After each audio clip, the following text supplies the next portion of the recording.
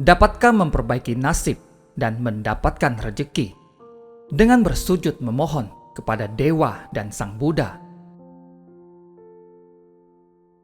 Banyak orang yang bersujud memohon perlindungan Dewa dan Buddha.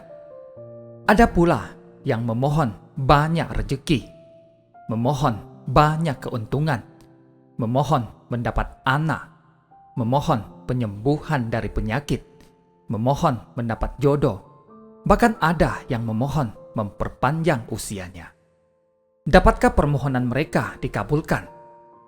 Jika dapat terkabul, bukankah nasibnya dapat dengan cepat diperbaiki? Persoalan ini banyak orang meragukannya. Untuk menyingkap tabir ini, kita harus lebih dahulu mengerti 3 hal, yaitu: 1. Apakah sebenarnya sikap sejati dari memuja Dewa dan Buddha itu? Setiap tahun menjelang hari besar kelahiran Dewa atau Buddha, banyak orang membanjiri kelenteng dan vihara untuk bersembahyang. Demikian banyaknya arus manusia, kebanyakan mereka tak lain tak bukan bertujuan memohon berkah, selamat, rejeki, dan kelarisan, atau memohon kesembuhan penyakit, mohon jodoh, anak, bahkan mohon berumur panjang. Saya percaya bahwa para umat ini 80% benar-benar bersujud. Tetapi berapakah dari jumlah mereka yang benar-benar mengerti makna keyakinan yang sesungguhnya memuja Dewa dan Buddha?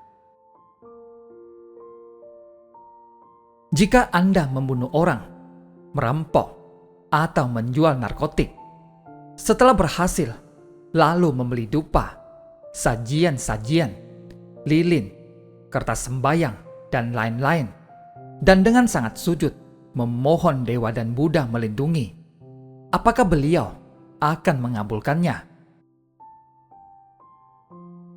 Jika biasanya Anda tidak beramal, 1% pun tidak pernah menderma pada orang miskin dan sakit, waktu memuja Dewa, Anda menyediakan sesaji yang banyak, memohon usaha maju dan untung banyak, maka biarpun lutut dan kepalamu sampai lecet berdarah berlutut dan memanggutkan kepala, apakah Dewa yang jujur dan tidak egois mau menerima suapanmu?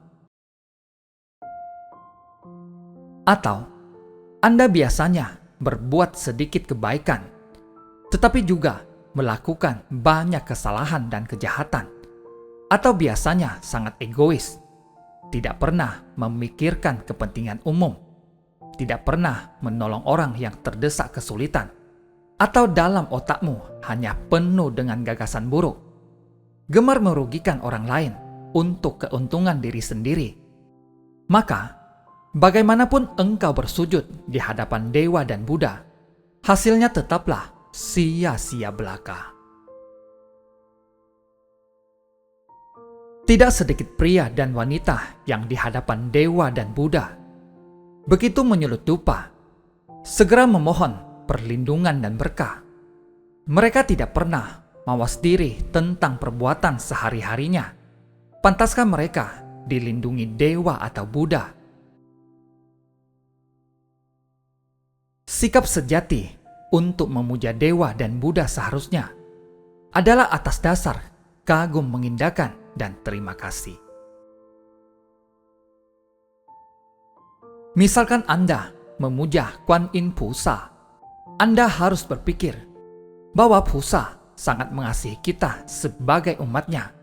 Setiap saat mendengarkan penderitaan dan menolong umatnya, kita harus dengan rasa kagum mengindahkan dan terima kasih merangkapkan tangan untuk menghormatinya. Pula biasanya harus mempelajari kewelasan pusat. Dengan sepenuh hati pusat berusaha melindungi semua makhluk hidup dan orang yang sakit atau dalam kesulitan. Jika Anda dapat melaksanakannya dalam jangka waktu yang panjang. Biarpun Anda tidak memuja dan minta perlindungan dari pusat, Beliau pun akan tetap melindungi dan memberkahimu. Misalnya Anda memuja Kwanti. Beliau adalah dewa pengusir dan penyingkir kejahatan. Beliau terkenal jujur dan setia. Setiap hari Anda membakar dupa memohon agar Kwanti melindungi dirimu selamat, baik di rumah maupun pada saat berpergian. Seisi rumah tentram, tak ada aral merintang dan gangguan jahat menyerang. Tetapi biasanya, adakah Anda mengusir pikiran jahat Anda dari dalam hati Anda? Ada tidakkah Anda mempertahankan kejujuran selamanya dalam hati? Ada tidaknya melaksanakan tuntas setia? Jika dapat Anda laksanakan, maka hati Anda dan Kwanti telah saling berkait. Dengan sendirinya, Kwanti akan melindungimu. Maka, ketika Anda membakar dupa memujanya, rasa kagum mengindahkan dan terima kasih akan timbul dengan sendirinya. Yakinlah bahwa semua agama adalah sama. Ketika kau berdoa pada Yesus, seharusnya dengan penuh rasa kagum menghormati dan terima kasih, sebab Yesus mengorbankan dirinya demi menolong umat manusia. Sedangkan biasanya, adakah Anda menjadikan Yesus sebagai suri teladan, menyumbangkan kasih pada manusia? Pada suatu hari, aku pergi keluar kota dengan naik sebuah taksi. Kuperhatikan supir taksi dalam memilih jalur, membelok, dan mendahului kendaraan lain tidak pernah mengalah. Sangatlah egois. Lebih celaka, perhatian supir ini selalu ditujukan pada punggung pejalan kaki wanita yang ada di trotoar, dan mulutnya tidak habis memuji. Orang semacam ini egois dan selalu merugikan orang lain. Pikiran buruknya sangat mendalam. Setiap saat maut mengancamnya. Justru pada dashboardnya tertempel hu atau jimat dari kelenteng Kwantung.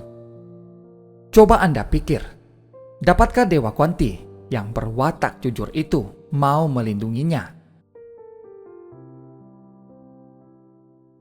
Ada orang yang berkata bahwa memuja dewa dan Buddha adalah memuja patung. Ini adalah pandangan yang picik dan dangkal dari orang awam. Kita jangan dulu mempersoalkan patung itu berisikan daya magis atau tidak. Jika Anda dapat selalu memperingatkan diri sendiri setiap saat menghadap patung ini, agar Anda tidak melakukan hal yang buruk, apalagi bila dapat menanamkan semangat menolong umat manusia dari patung ini dalam hati sanubari Anda, dan dengan bekal semangat semacam itu sebagai contoh menolong orang, maka Anda telah menanam bibit kebajikan yang tidak habis-habisnya. Karma baik yang Anda terima tidak akan ada habisnya. Bukankah sangat dangkal dan picik yang mengatakan memuja patung? 2. Apakah memuja dewa dan Buddha identik dengan beramal? Teringatlah aku, kira-kira 4 tahun yang lalu, ketika melihatkan Feng Shui rumah Tuan Chow dan Nyonya Chow, tanpa henti-hentinya menceritakan betapa buruknya nasib rumah itu. Usaha sering gagal, orang-orang dalam rumah dan dirinya berpenyakitan. Putra sulungnya bergaul dengan teman yang buruk di luaran, dan bila pulang ke rumah selalu membuat onar dan sebagainya. Setelah dengan sabar ku dengarkan unek-uneknya, dengan serius ku nasihatkan agar ia banyak beramal, barulah dapat secara tuntas melenyapkan semua kesialan dalam rumah. Tak disangka, setelah mendengar kata-kataku, dengan lantang ia membantah. Kau bilang aku tidak beramal. Tiap hari aku memuja pusat. Telah kujalankan selama 5-6 tahun. Tak sedikit uang kubelanjakan untuk membeli dupa, lilin, dan kertas sembayang. Sudah demikian banyak amal yang kukerjakan. Mengapa tidak menerima karma yang baik? Aku bertanya, engkau telah memuja pusat selama 5-6 tahun. Adakah engkau belajar pada pusat pergi menolong orang yang miskin dan sakit? Ia menjawab, aku sendiri tidak beruang. Bagaimana dapat menolong orang lain? Aku bertanya lagi, jika Anda tak punya uang untuk membantu orang lain, pernahkah Anda dengan tenaga membantu orang lain? Setelah berpikir sejenak, ia menjawab, tidak pernah. Aku bertanya lagi, pernahkah kau membeli ayam, bebek, atau ikan untuk disembelih? Jawabnya, tentu saja ada. Tidak bolehkah aku memakannya?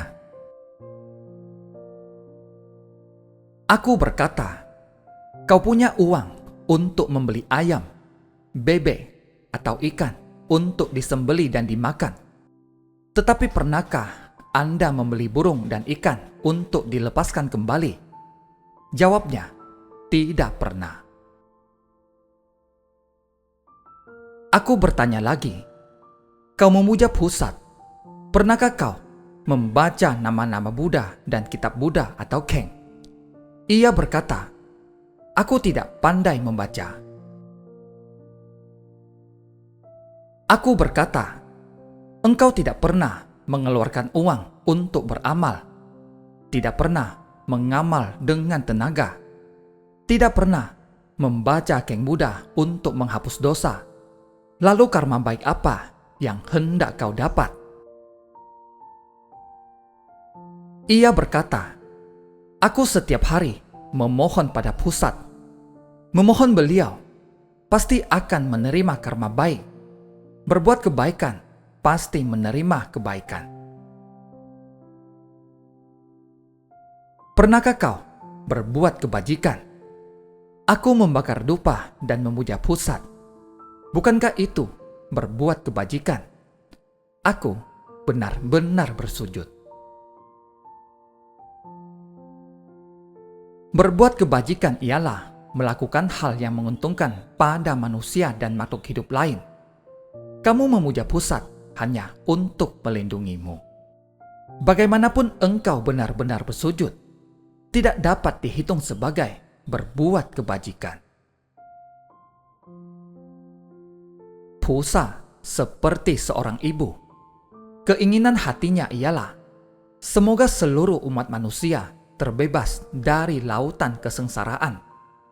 Jika Anda dapat banyak berbuat kebajikan sesuai dengan kehendaknya, dengan sendirinya beliau akan melindungimu. Jika Anda tidak dapat berbuat sesuai dengan kehendaknya, hanya dapat tiap hari menghormat dan memujanya, bagaimanapun welas asih, beliau hanya terbatas sekali melindungimu. Pandangan yang salah semacam ini sangatlah umum dalam dunia ini. 3. Berhasilkah kita memohon pada dewa dan Buddha untuk mendapatkan rejeki atau harta? Memohon pada dewa dan Buddha agar dikarunia harta dan rejeki, bahkan memohon pangkat dan anak, memohon jodoh dan terhindar dari malapetaka, memohon kesembuhan dari penyakit dan berusia panjang, dan lain-lain, dengan pasti dapatlah berhasil. Tetapi, memohon pada dewa dan Buddha itu ada syaratnya. Syaratnya ialah, harus melakukan kebajikan dalam jumlah tertentu. Seperti telah diuraikan di muka, Tuan Yuan telah bersumpah di hadapan Buddha akan melakukan 3.000 buah kebajikan, kemudian terus melakukan kebajikan tanpa memohon berusia panjang. Ternyata ia mendapatkan panjang usia. Dilihat dari situ, berarti melakukan kebajikan merupakan syarat yang sangat penting. Jadi, walaupun dewa dan Buddha welas asih, tetapi tidaklah sembarangan memberikan berkah dan karunia-Nya pada orang. Tegasnya, dapatlah kita lihat bahwa dewa dan Buddha tidak melanggar prinsip karma tentang siapa berbuat baik pasti akan mendapatkan imbalan yang baik. Jadi kesimpulannya, menanam bibit baik mendapatkan buah yang baik, menanam bibit yang buruk akan mendapatkan buah yang buruk pula. Ini merupakan kebenaran yang abadi. Terima kasih, semoga bermanfaat.